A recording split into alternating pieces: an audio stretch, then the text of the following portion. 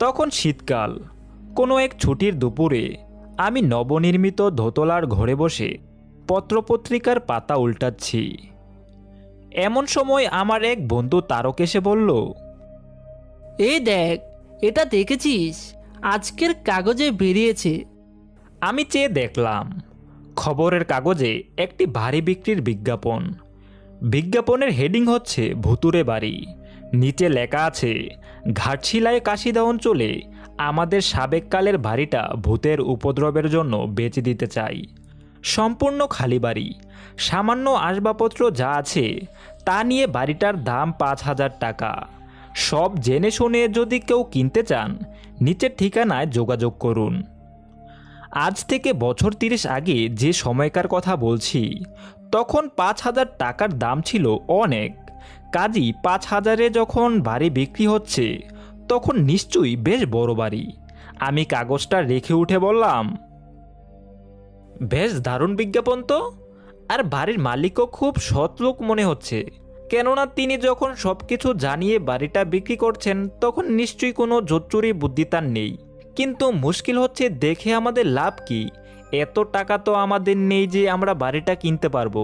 অতএব কিনবে কে? তারক বলল, বাড়ি কেনা লোকের কি অভাব আছে রে? মোহনের জ্যাঠামশাই একবার ঘাটশিলায় বাড়ি কেনার ইচ্ছা প্রকাশ করেছিলেন। এখন বিজ্ঞাপনটা তাকে দেখালে নিশ্চয়ই তিনি রাজি হয়ে যাবেন।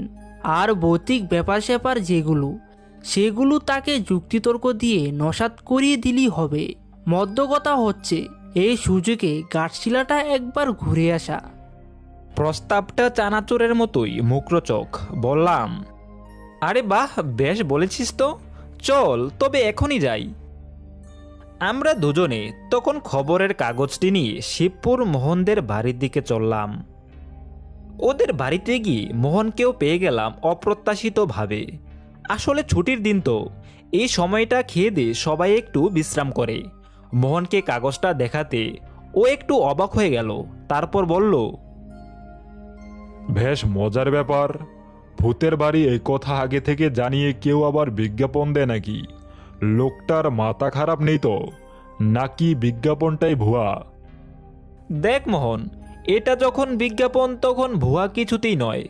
কেননা কার এত টাকা আছে যে খরচা করে এসব ফাজলামি করতে যাবে? মোহন বলল, তা ঠিক, তবে জ্যাঠামশাই যা ভীতু লোক, তাতে এ বাড়ি উনি কিনতেই চাইবেন না। তারক তখন বলল, আরে বাবা,